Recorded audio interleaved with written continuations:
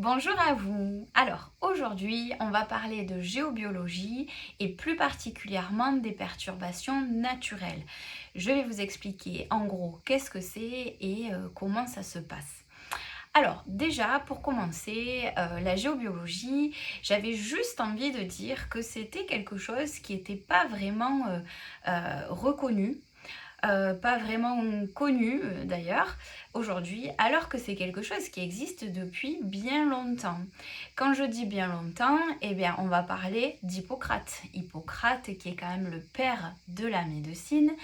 Et bien lui, il écrivait dans les années 430 à peu près avant Jésus-Christ que la personne qui souhaitait se perfectionner dans l'art de guérir se devait d'étudier, bien sûr, des domaines en particulier, mais aussi l'état des sols. Donc lui, il faisait déjà le lien entre la personne et son environnement. Déjà. Et puis, on sait très bien que nos ancêtres, avant de construire quelque chose, eh bien, ils regardaient ce qu'il y avait autour. Est-ce qu'ils identifiaient de l'eau? Est-ce qu'ils identifiaient des failles? On sait très bien qu'ils observaient les choses, ils observaient les lieux, et en fonction, ils construisaient, ou alors ils allaient ailleurs, et ils faisaient cette étude-là. Voilà. On sait aussi que, par exemple, les lieux sacrés ne sont jamais construits par hasard. Ça, c'est une autre histoire. Voilà. Donc, la géobiologie, on va étudier tout ça. Alors concrètement, qu'est-ce qu'on va voir? On va voir que dans un monde parfait, il y a ce qu'on appelle l'équilibre des forces. C'est-à-dire qu'on a les forces cosmiques, les rayonnements cosmiques, qui vont venir équilibrer les rayonnements telluriques. Donc, ces rayonnements-là, dans ce monde parfait-là, ils vont créer la vie, ils vont maintenir la vie. C'est vraiment fondamental. À notre niveau, ça va être l'équilibre cellulaire. Mais c'est pas toujours comme ça que ça se passe. Donc, tout ce qui est de l'ordre du cosmique, on sait très bien, on en entend suffisamment parler, on connaît la nocivité de ces rayonnements-là. Par contre, tout ce qui est de l'ordre du tellurique, on n'en entend pas parler. Et c'est là où le praticien en géobiologie a toute son utilité. Alors donc, ces rayonnements telluriques, c'est ce qu'on va appeler les perturbations naturelles. Et on va parler de réseaux, on va parler de veines d'eau, de failles souterraines, etc. Alors, les réseaux, on va en parler parce que c'est ce qu'on trouve beaucoup. Je vais vous expliquer lors des études. Les réseaux, qu'est-ce que c'est? Eh bien, on va faire un petit saut dans le temps et on va revenir donc un peu avant la Deuxième Guerre mondiale. On a un docteur qui est allemand et qui s'appelle le docteur Hartmann. Eh bien, lui, il fait des travaux et il se rend compte que par rapport au champ électromagnétique de la Terre, se forme un quadrillage à la surface de la Terre et que ce quadrillage, il est vertical. Donc, pourquoi c'est important de savoir qu'il est vertical? Parce que si vous habitez dans un immeuble, sachez qu'on ressentira la présence de ce réseau-là. On va le trouver. Alors, ce réseau-là, donc il va s'appeler réseau Hartmann, puisqu'il a prouvé l'existence de ce réseau, on va le trouver tous les 2 mètres, 2 mètres 50 dans un habitat. Donc vous comprenez bien que dans une maison, dans un appartement, on va la voir et on va la voir souvent, puisqu'il est tous les 2 mètres, 2 mètres 50. Alors c'est un réseau qui est orienté nord-sud, est-ouest. C'est un réseau dont les bandes vont mesurer à peu près 21 cm. Donc il y a un certain rayonnement. Voilà. Avoir ce réseau, on n'a pas trop le choix. L'idée, c'est de ne pas se retrouver à un croisement, surtout notre lit. Donc on va en parler plus tard, là, du lit. Je vais insister là-dessus. Donc les réseaux, il y en a plein, donc il y a ce réseau-là. On va retrouver aussi le réseau Curie, donc le réseau, ça c'est aussi un docteur allemand. Lui, en trouvant ce réseau, il a montré que c'était tous les 8 mètres à peu près qu'on allait retrouver ces bandes-là. Les bandes mesurent cette fois 40 cm. Donc pareil, hein, le rayonnement, il est quand même un peu plus conséquent que celui Hartmann, que le réseau Hartmann. Et il a une orientation différente. Les réseaux étant reliés à des métaux, là où le réseau Curie est assez problématique, c'est que le réseau Curie est lié au fer. Donc en fait, si on va se trouver sur ce réseau-là, si on va dormir par exemple sur ce réseau-là, eh bien ce réseau va venir impacter le fer qui est contenu dans notre corps. Voilà. Donc l'idée, c'est de surtout pas se retrouver à dormir, d'avoir un lit qui va être sur ces réseaux-là. Sur ces croisements, hein, notamment. C'est les croisements qui sont dangereux. Alors, il peut y avoir des points très très nocifs, c'est-à-dire qu'on va trouver des superpositions. On va trouver un réseau Hartmann, donc un croisement. Hein. Toujours quand je dis un réseau, c'est entendez croisement.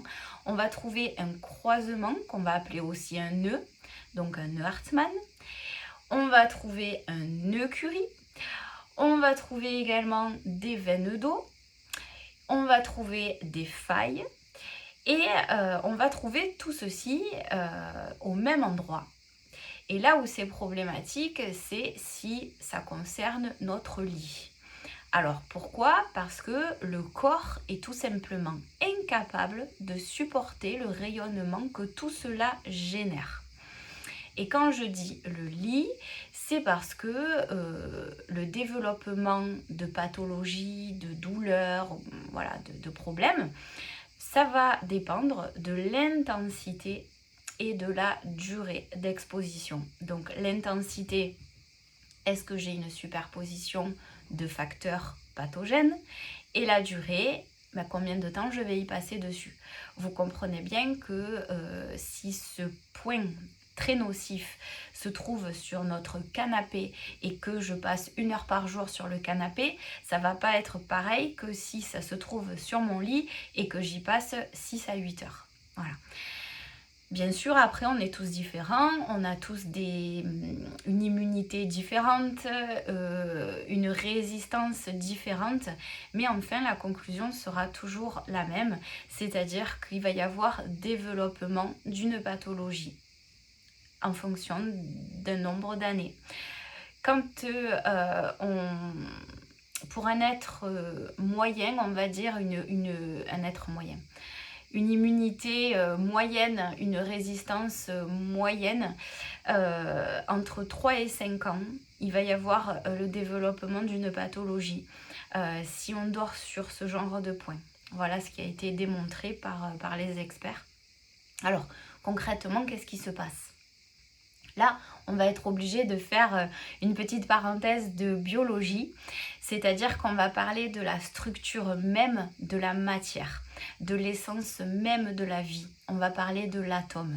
On est tous constitués d'atomes. L'atome forme des molécules. Nos cellules sont faites à base d'atomes. On sait que les cellules créent des tissus. Les tissus créent des organes. Bref, l'atome, c'est la base de tout. Et l'atome, qu'est-ce que c'est? Eh bien, on va avoir un noyau et autour de ce noyau vont graviter des électrons. Donc en fait, quand on a une perturbation naturelle, selon la perturbation, on va parler de rayonnement ionisant et de rayonnement non ionisant. Alors, selon la perturbation, soit c'est la circulation des électrons qui va être impactée, soit carrément ça va arracher les électrons de l'atome. Donc en fait, dans tous les cas, ça va modifier le bon fonctionnement de l'atome et donc le bon fonctionnement de nos organes, donc de notre santé, de nos corps. parce qu'on n'est pas qu'un corps physique. Mais là, on va se concentrer sur le corps physique. Donc en fait, notre corps n'est absolument pas fait pour supporter ces rayonnements-là. Et donc, qu'est-ce qui va se passer? Eh bien, ça va influencer tous nos systèmes de santé. Ça va altérer tous nos systèmes de santé. Système cardiovasculaire, endocrinien, immunitaire, lymphatique, tous nos systèmes de santé. Et c'est là où le rôle du praticien en géobiologie est fondamental, c'est-à-dire qu'on a des outils, donc ça va être des baguettes biorad, ça va être l'antenne de l'échelle, et on va venir regarder au niveau de votre lieu d'habitation si tout va bien. Et on va vous proposer évidemment des solutions. L'idée, c'est d'aller voir en priorité le lit, donc le vôtre, le lit des enfants. On va regarder si vous avez des animaux, par exemple, à quel endroit ils dorment, parce que les animaux, surtout les chiens, sont très sensibles à ce genre de choses. Et on va venir donc apporter des solutions, c'est fondamental. Pourquoi? Alors pourquoi je parle toujours du lit? Parce que c'est là où on passe le plus de temps et parce que notre sommeil est censé être régénérateur. Les cellules, la nuit, elles ne fonctionnent pas comme le jour, c'est-à-dire elles ne sont pas en état d'alerte comme elles sont la journée. La nuit, elles ont besoin d'être régénérées, elles ont besoin de repos. Donc elles vont être dans cette phase de veille. Donc vous comprenez bien que si elles sont soumises à ce genre de perturbation, il va être tout simplement impossible pour elles d'être régénérées. Et ça, à terme, ça va conduire à des problèmes de santé, évidemment. Concrètement, qu'est-ce qu'on va pouvoir observer pour voir déjà si vous êtes concerné par ça? Alors, soit vous avez des problèmes de sommeil, soit vous dormez bien, mais en fait vous vous levez en n'ayant pas la sensation d'être en pleine forme. Ça, c'est une indication. Soit par exemple vous faites des cystites à répétition, des problèmes digestifs à répétition, ça peut être des problèmes de thyroïde, ça peut être un mal au crâne chronique, voilà, ça peut se manifester comme ça. C'est normal parce que comme je vous disais tout à l'heure, le corps n'est absolument pas fait pour supporter ces rayonnements, cette nocivité des perturbations naturelles. Donc c'est très important de vivre dans un environnement santé. Et comme je le dis toujours, la géobiologie, ça n'a aucun rapport avec le feng shui. C'est encore toute autre chose. Voilà. Et je conclurai quand même tout ça en vous disant qu'il y a quand même des experts en géobiologie, dont le docteur Hartmann, qui ont écrit que 60% de nos maladies dites de civilisation, même la dépression, même le stress, et 80% des cancers seraient dus à ce genre de perturbation-là. C'est pour ça que je voulais faire cette vidéo pour vous montrer l'importance de tout cela, pour vraiment vous faire prendre conscience de tout cela. Parce que, comme bien des sujets très importants, il y a des choses qui ne sont absolument pas connues et encore moins reconnues. Voilà. Si vous avez des questions, comme toujours, je suis là. La géobiologie, ça peut être aussi quelque chose qui se détecte à distance, avec cette fameuse entrée en résonance. C'est pour ça qu'il y a des choses qui peuvent être aussi proposées à distance. N'hésitez pas, si vous avez besoin que je vérifie votre lit, vous pouvez m'envoyer des photos. Et on fait le point ensemble. Voilà, allez, je vous souhaite une bonne journée et à bientôt. Au revoir.